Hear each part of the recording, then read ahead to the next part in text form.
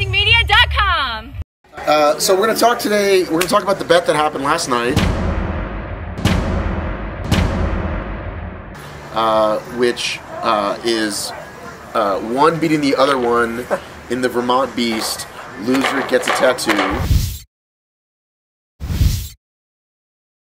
The rumors are already starting that you wanted to back out, which I couldn't believe. You know what got me riled up in the first place? What got Roger out in the first place? He looked me in the eyes and said, "You will never beat me at anything." Yeah, I did. And I was like, well, let's do something that I'm pretty good at too. Like, let's go play ping pong, or let's have a quad off. Like, we showed our quads last night, and I won. Respectively, let's just do what we're here for. I challenged you, and you turned down money, and now you're pulling out of the bet with a tattoo. I just think it's fair if you shake my hand and you're on film, you either update it and change the bet to something reasonable, which I think is bullshit, or you apologize and do 10,000 burpees. We're not even there yet. We're not at the back out stage. What do you mean? You posted it online. That was an official post. All right, but you always get me with official posts. That was a fisher to see if you even look at stuff I write. That's what I wrote down. I wasn't made aware of it until someone else told me. Why would you fish to see if if he reads what you write? What?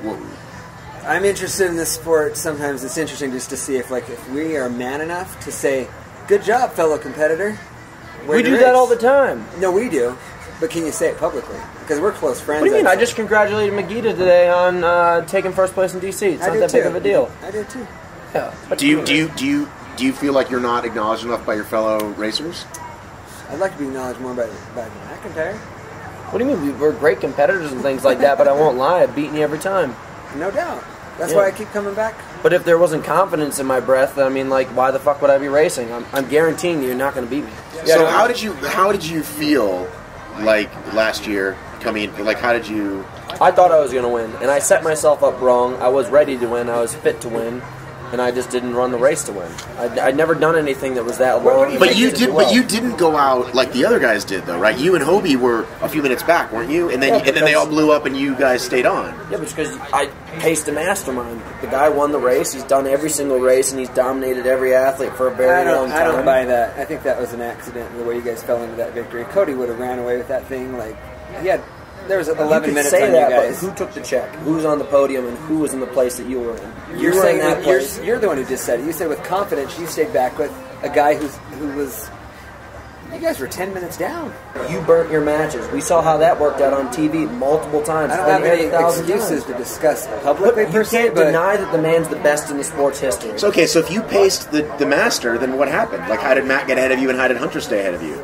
I ended up getting ahead of him, thinking that I had, I'd done everything right, and I bombed. I'd never done a race over 2 hours in my life, and I decided to go hard in the paint. It was a 2-hour time. I was like, time to fuck this dude up, and it just didn't work out. It didn't work out. So you're not gonna turn the Jets on that soon this year? That's what you're saying? I'll pick my match. It's like a game of chess. I mean, it has to be a strategy game. Who in their right mind just moves for 3.5 hours without a thought in their mind about what's going on? You approach an obstacle, you approach a mountain, you do everything. I mean, you have to do it methodically, or you're not an athlete. You're just a fucking dumbfound idiot who just ran the race of his life. Okay.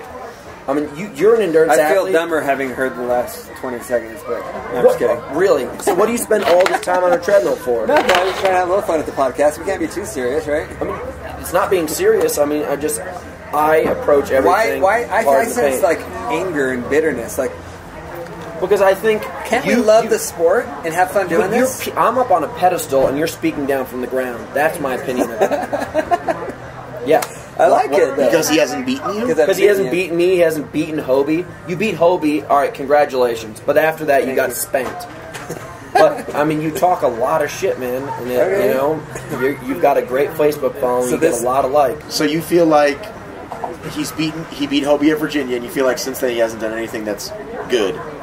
I don't think that's not the truth. I mean, you're taking... Should we all step away from the sport? I'm asking. No, I'm trying to get clarity. That has nothing to do. But if you're going to talk badly about an athlete and say it's a fluke, then why don't you prove it and beat him? I'm not sure who you're talking about. Hobie, what are you talking about? You just said that. You think Hobie could have ran away with it? I was just saying that he had a great lead and he could have ran away with it. Yeah. We have a recording. I can go back if you'd like. I thought he had a big lead. I thought I did too. And the mastermind, as I said, ran the race to win the race. I thought he ran a phenomenal race. I didn't say a fluke. I'm very willing to pause this and go back. Did I say fluke? He's dominated every athlete for a very long time. I don't buy that. I think that was an accident, the way you guys fell into that victory. But you say, well, he would have gotten spanked. That's like saying, yeah, and my horse would have won the race, except that it's turn 3. Sure. My horse died and the other guy beat me. You can't say. I'm just giving Cody some credit. Is all. Okay. I'm not afraid. Everybody gives Cody credit. He's phenomenal. He won it the year before. But it's a new year.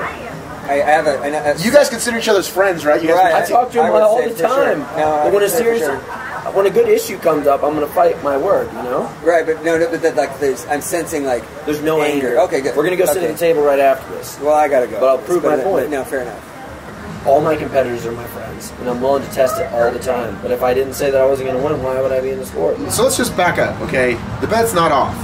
The bet is on. The bet that was declared on Facebook is on, correct?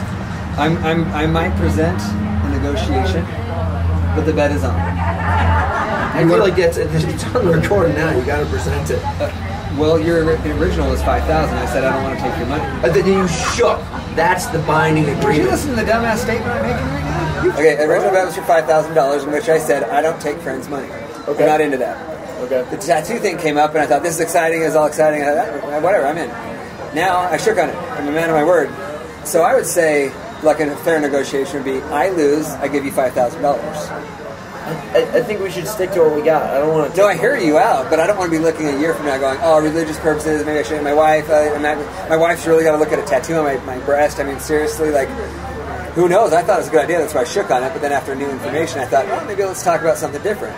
I'm excited about the bet. Do you want to talk about why I think I'm going to beat you? Okay. I think that this has enough sustained climbing that I think you're a superior downhiller. I don't have to guess that. Okay. I think we're pretty even on the flats.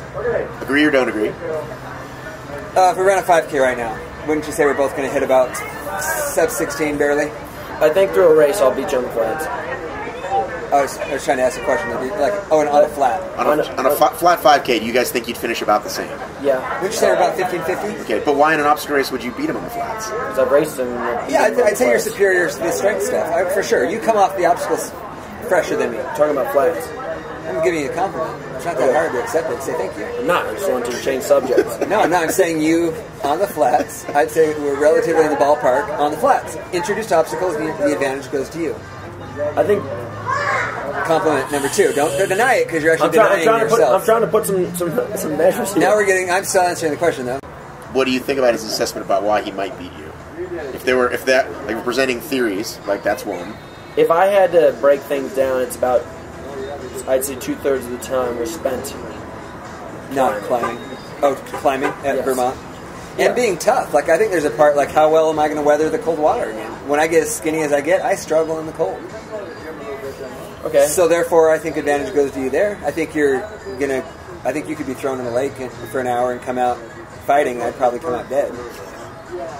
I still think that it's a match of strength and endurance, and I think that I have the advantage. When I hear someone say, I'm first or nothing, that's inspiring, right? Yep. Now, I can't have that attitude, right, because I'm not going to win. So what would you say to, the thousands of people that do Spartans that want to get up and kick ass every day, but they can't say what you just said? How do you translate that to the... I would just say test your measure. I think that every obstacle... I've taken some friends out that have never done obstacle races, and, obviously, if you're not gunning for first place, gun for things you've never done in your life, climb a rope, do a Hobie hop, jump over an 8-foot wall. I've got friends who... my last friend, Patrick Atkins, works at Google. He's never jumped over an 8-foot wall in his entire life. The guy was just crushed with happiness. So I just say, do everything. Don't attempt it, finish it, have a good time.